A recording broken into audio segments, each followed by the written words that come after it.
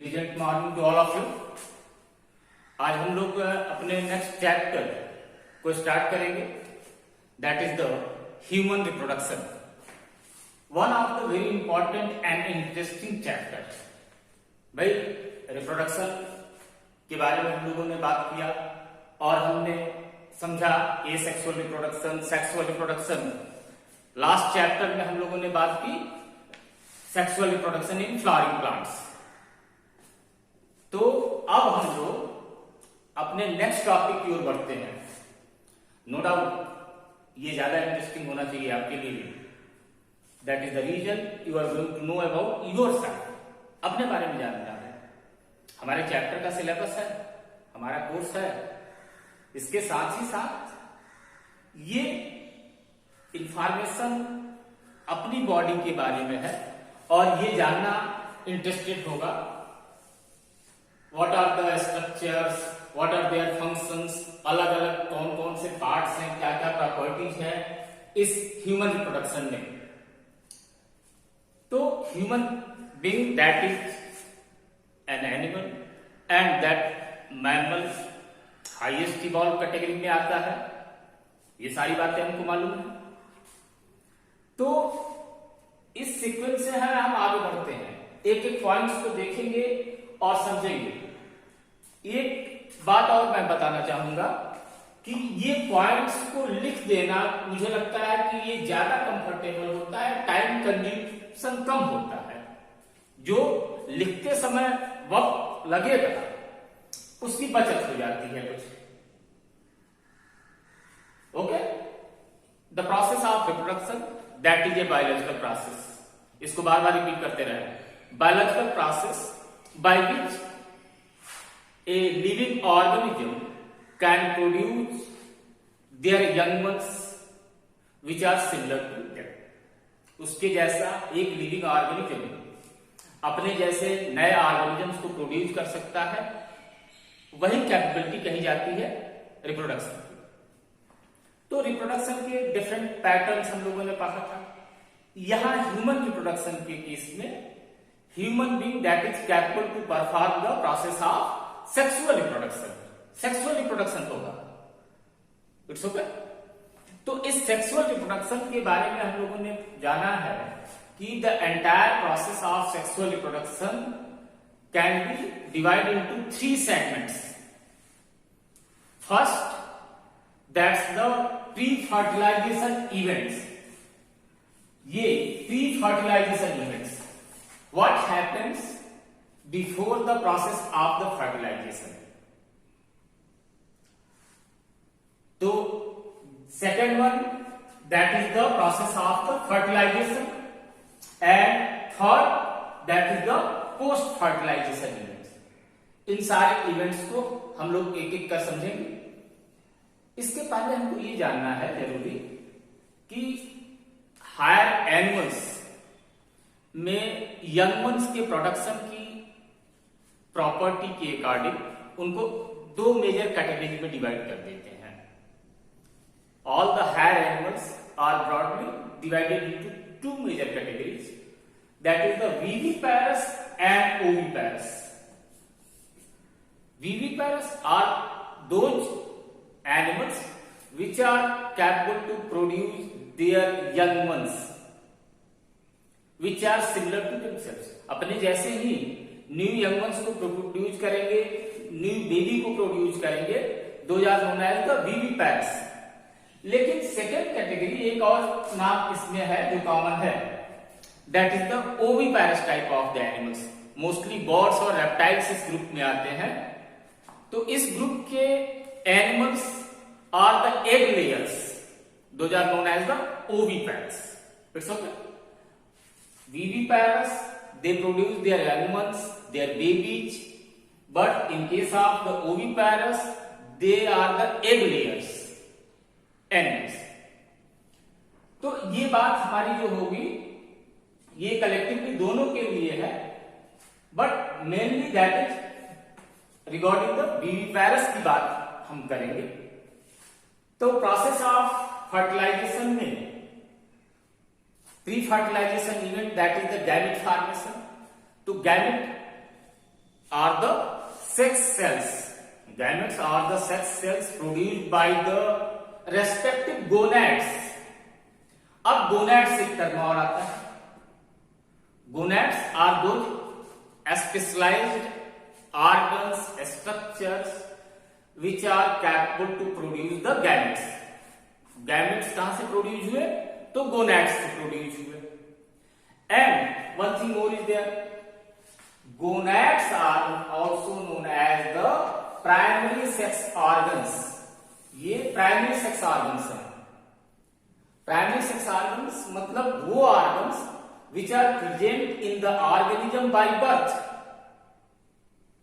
In case of the human being is sexual dimorphic organism. Human beings are the sexual dimorphic group of the animals, organisms. Dimorphic, that is the two form. Sexual, we know that on the basis of the presence of the sex organs. And dimorphic, that is the property, that is the dimorphic type of the organism. These are the dimorphic.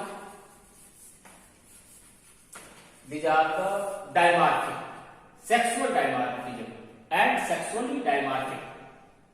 Sexually dimorphic का मतलब हुआ कि sex organs के presence और absence होने के ground पर उनका मॉर्फोलॉजी अलग अलग है. उनकी शरीर की बनावट, एक्सटर्नल अपीयरेंस, फिजियोलॉजी, एनाटॉमी तो है ही है, लेकिन उसके साथ साथ उनकी मॉर्फोलॉजी भी अलग अलग है. तो collectively all the human beings can be divided into two categories, that is the male and the female. Okay. The male body that consists of the testes. These are the male gonads. Testes, one pair of the testes that located outside of the abdominal cavity in the structure of the scrotum. Testes हो गया. In case of the female bodies, one pair of the ovaries. तो ovaries remain inside the abdominal cavity. Okay? तो उसके बारे में हम लोग आगे चलकर डिस्कस करेंगे. ये हो गए gonads. Gonads are responsible to produce the gamete. Gamete formation की प्रोसेस होती है. तो ये गैमेट फॉर्मेशन ह्यूमन बीइंग में दो टाइप का है. For the male that is the spermatogenesis, process of the production of the sperm. Okay.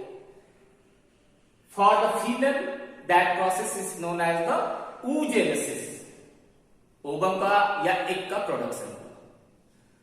तो इस कलेक्टिव 3 स्टेप्स में से फर्स्ट स्टेप हुआ प्री फर्टिलाइजेशन इवेंट्स, और प्री फर्टिलाइजेशन इवेंट्स के भी दो पार्ट हैं. पहला क्या है? गैमेट फॉर्मेशन, और दूसरा आता है गैमेट ट्रांसफर. गैमेट फॉर्मेशन हुआ प्लांट्स में क्या था? प्लांट्स के केस में गैमेट्स, मेल गैमेट्स थे पॉलन, तो उनको ट्रांसफर करने के लिए पॉलिनेशन की प्रोसेस होती थी. लेकिन यहां नहीं है.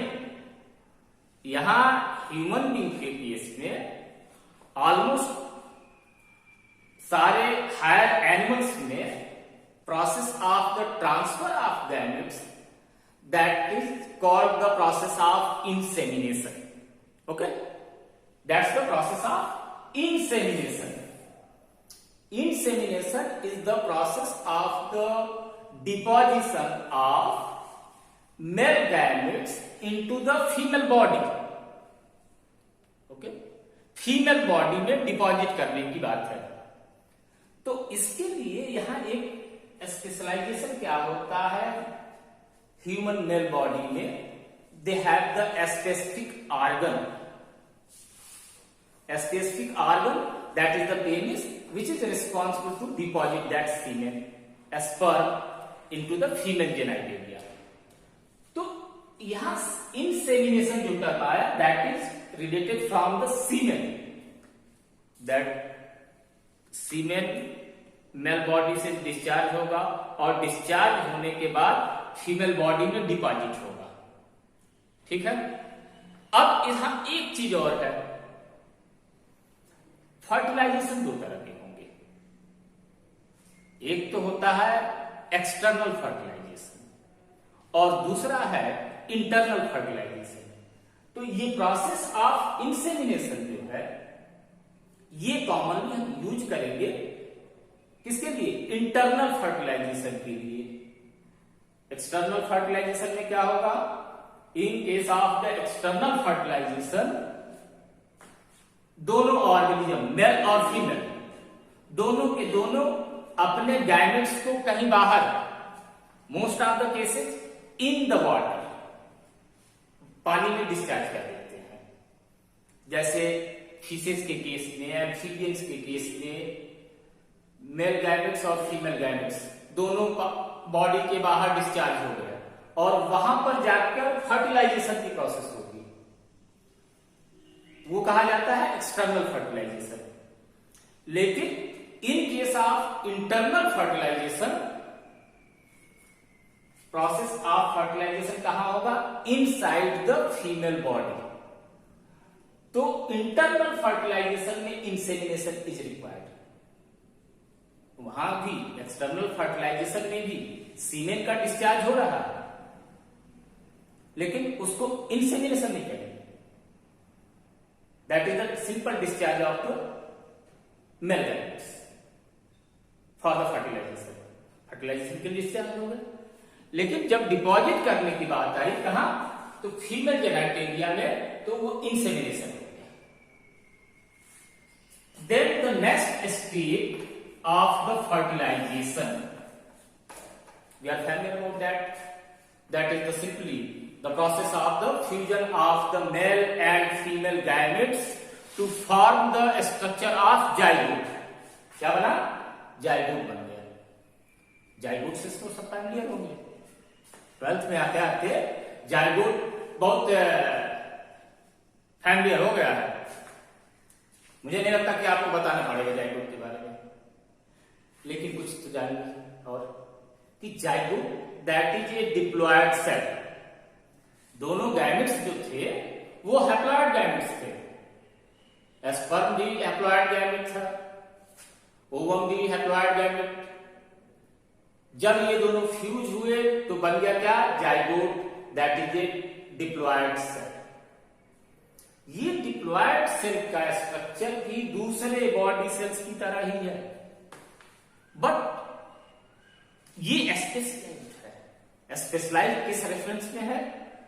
तो that have the enormous capacity of the cell division. बहुत रैपिड सेल डिवीजन की प्रॉपर्टी इसमें पाई जाती है, और उसी enormous capacity of the cell division a single cell, you can imagine that condition, एक न्यू ऑर्गेनिज्म बन गया। न्यू ऑर्गेनिज्म कहां बना? तो जब ही जाइगोट का फॉर्मेशन हुआ, दोनों गैमेट्स फ्यूज हुए, एक नया स्ट्रक्चर बन गया। नया स्ट्रक्चर कौन? तो जाइगोट। तो जाइगोट जो ही बना यहां प्रोसेस ऑफ फर्टिलाइजेशन के बाद, तो that is the first cell of the new organism. हम सबका बॉडी स्ट्रक्चर, हमारी पूरी बॉडी उसी एक सिंगल सेल जाइगोट से बनी है। तो इसकी सबसे बड़ी विशेषता क्या है? That have the process capability of the division, rapid division होता है, तेजी के साथ ये सेल डिवाइड होगा। और जब ये सेल डिवाइड होगा तो इनिशियली वो एम्ब्रियो में बनेगा, फीटस बनेगा, फाइनली बेबी के फॉर्म में डेवलप होगा और तब उसका बर्थ होगा। तो after the fertilization in case of human being, third stage क्या शुरू होगा? That is the post fertilization events शुरू होंगे। तो ये पोस्ट फर्टिलाइजेशन इवेंट्स, फर्टिलाइजेशन के बाद की प्रोसेस है।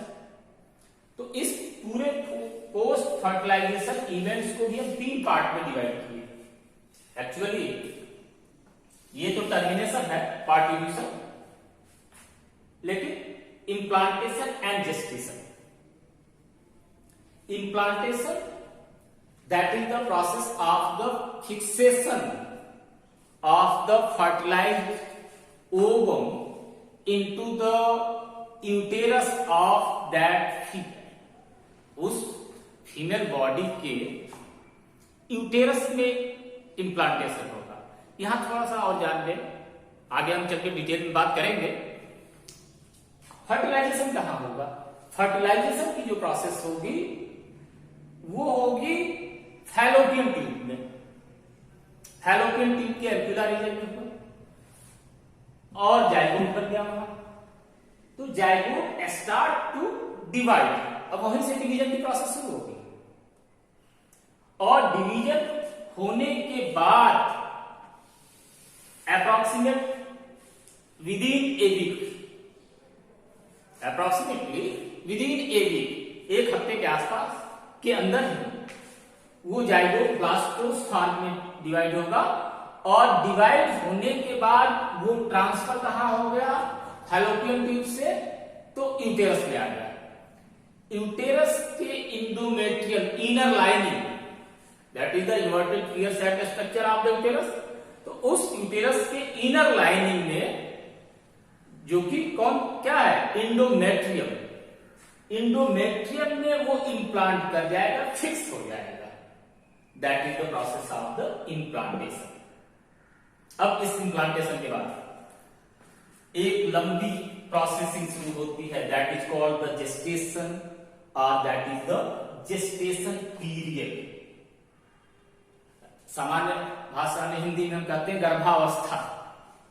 Now that female has got the pregnancy, वो कहा जाएगा कि वो फीमेल प्रेग्नेंट हो गई, इम्प्लांटेशन हो गया, वो प्रेग्नेंट हो गई, प्रेगनेंसी कंफर्म हो गई, तो ये जेस्टेशन शुरू होता है।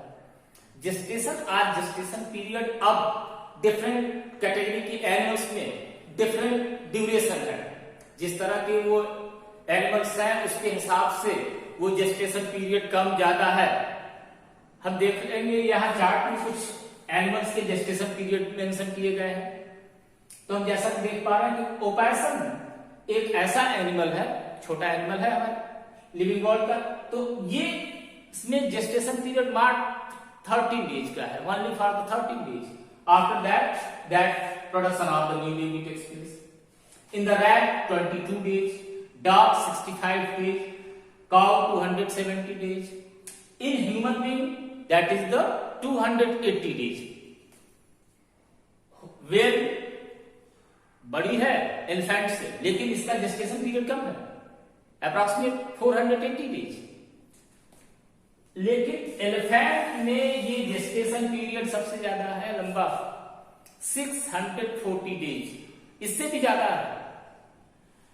ये बात हमको याद रखना है कि ये जेस्टेशन पीरियड्स जो हम लोगों ने मेंशन किया ये अप्रॉक्सीमेट है, नो डाउट दैट इसमें वेरिएशन हो सकता है ऑर्गेनिज्म टू ऑर्गेनिज्म, बट जब हमको आंसर लिखना होगा तो जो एक्यूरेट डेट मेंशन किए गए हैं उतना ही लिखेंगे।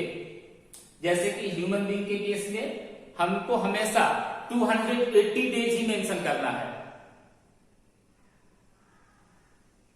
Okay, 280 days for the human being.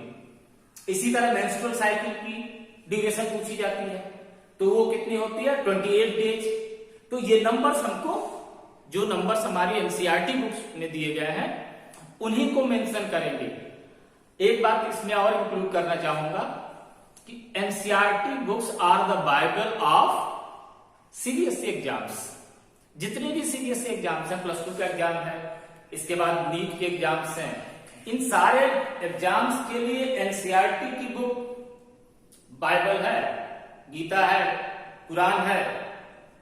Maximum questions NCERT से ही पूछे जाएंगे। इसलिए सबसे बड़ी जरूरत हमारी क्या है कि हम एनसीईआरटी बुक्स को ही पढ़ें। साइड बुक्स पढ़ लेते हैं, अच्छी बात है, कोई प्रॉब्लम नहीं है, लेकिन हमारा जो मेन फोकस होना चाहिए, हमारा जो बेस होना चाहिए पूरी स्टडी का, प्लस 2 एग्जाम्स के लिए, नीट के लिए, दोनों के लिए बेस हमारा होगा तो हमारी एनसीईआरटी बुक्स ही होंगी। तो उसको थॉरोली पढ़ेंगे, उससे कहीं स्कैप नहीं करेंगे, किसी साइड बुक के सहारे हम आगे नहीं बढ़ेंगे, ये याद रखिएगा। ओके, तो जेस्टेशन हुआ, जेस्टेशन पीरियड वैरी करता है। अब इस जेस्टेशन पीरियड में क्या होगा, तो इस जेस्टेशन पीरियड में दो इंपॉर्टेंट इवेंट्स होते हैं। कलेक्टिवली क्या होता है, तो growth and development of the baby होता है, कलेक्टिवली तो यही बात है। लेकिन ये ग्रोथ और डेवलपमेंट को दो पार्ट में हम डिवाइड कर सकते हैं, that is the embryogenesis and organogenesis. पहला स्टेप क्या है, एम्ब्रियोजेनेसिस, जहां की एम्ब्रियो का डेवलपमेंट होगा पहले, एंड देन आफ्टर दूसरा स्टेप क्या होगा, ऑर्गेनोजेनेसिस, ऑर्गन्स फॉर्म होंगे, बॉडी स्ट्रक्चर्स बनेंगे, हार्ट बनेगा, किडनी बनेगा, लिम्स बनेंगे, आंख नाक कान बनेगा उस ऑर्गेनिज्म का। तो ये जेस्टेशन पीरियड में होगा। इस जेस्टेशन पीरियड का जो टर्मिनल होगा, जो एंड होगा, वो होगा by the process of parturition से। Parturition that is the simply the process of the birth of baby. सारी प्रोसेस हो गई, जेस्टेशन पीरियड हो गया complete. Then after in the female body क्या होगा, लेबर पेन शुरू होगा, that is the signal that baby is ready to depart, that is ready to release from the womb। तो उस प्रोसेस में क्या होता है, एक पेन होता है फीमेल बॉडी में, ये हार्मोनल चेंजेस होंगे। एंटायरली हम लोग डिटेल में डिस्कस करेंगे। पूरे सेक्सुअल रिप्रोडक्शन में दो सबसे इंपॉर्टेंट हार्मोन्स हैं पिट्यूटरी के, FSH follicle stimulating hormone and LH luteinizing hormone. ये दोनों का कलेक्टिव रोल है entire process of the reproduction में। इन सबको डिटेल में हम लोग बात करेंगे। आगे जो बढ़ते हैं जाएंगे हम मेल रिप्रोडक्टिव सिस्टम और फीमेल रिप्रोडक्टिव सिस्टम में, तो दोनों के रोल हैं, एंड्रोजेंस बनेंगे, वेस्ट्रोजेंस बनेंगे। तो उस इन्फ्लुएंस में लेबर पेन होगा, और लेबर पेन होने के बाद उसमें एक और नाम आ जाता है इंपॉर्टेंट, ऑक्सीटोसिन। ऑक्सीटोसिन नाम के हार्मोन की प्रोडक्शन बढ़ जाती है फीमेल बॉडी में, that is for the process of the relaxation of the muscles of uterus and vagina to discharge the baby. तो पार्टिल्यूशन हुआ। तो ये entire process of the sexual reproduction के ये तमाम इवेंट्स हुए। इसमें हम लोगों ने गोनैड्स की बात की, प्राइमरी सेक्स ऑर्गन्स की बात की, कुछ और पॉइंट्स यहाँ हैं। Secondary sex organs, secondary sex organs are where structures which are helpful to perform the process of sexual reproduction। Primary sex organs में दो हैं, मेल के केस में टेस्टिस हो गया, फीमेल केस में ओवरीज हैं। Other than that, in case of the male body, around the structure of the testis, that is the structure of the scrotum, that is the ejaculatory duct, penis, different structures। Female body के other structures all collectively known as the secondary sex organs other than the gonads। इसके साथ साथ accessory या external sex organs हैं। In case of the female vagina, in case of the male, that is the penis, these are the accessory, they help assist to the primary sex organs for the process of sexual reproduction को कराने में। Sexual dimorphism की बात थी हम लोगों ने, तो ये सेक्सुअल डायमॉर्फिज्म कब से बहुत क्लियर होगा, कहां इसकी बात शुरू होगी, बाय बर्थ गोनैड्स तो प्रेजेंट है, लेकिन ये डायमॉर्फिज्म की प्रॉपर्टी बहुत क्लियर नहीं होती।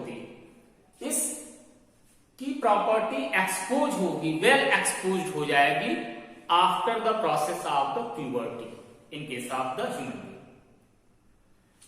इन case of the male body approximate 14 से साल के आसपास, 12 से 14 साल का एक रेशियो दिया जाता है कि इसके आसपास ह्यूमन मेल में प्यूबर्टी की प्रोसेस स्टेज आ गया। Puberty that is the stage of development of secondary sexual characters puberty को अगर हम डिफाइन करेंगे तो क्या है, that is the development of secondary sexual characters. तो ये सेकेंडरी सेक्सुअल कैरेक्टर्स का डेवलपमेंट होना शुरू हो जाता है प्यूबर्टी के स्टेज से। क्या होता है मेल के बॉडी में, in case of male body there is the development of the hairs on the face, moustache, beards, ये कॉमन फीचर है, देखा होगा सबने। That is the second one, musculature, muscles develop होती हैं, स्पेशली द शोल्डर गर्ड। बच्चों के साथ मस्कुलेचर हुआ, मसल्स स्ट्रांग हुए, और इसके साथ ही साथ उनके जेनाइटल ऑर्गन्स, जो सेकेंडरी ऑर्गन्स हैं जो सपोर्ट करते हैं, उनमें डेवलपमेंट होगा, वॉइस हार्श होगी।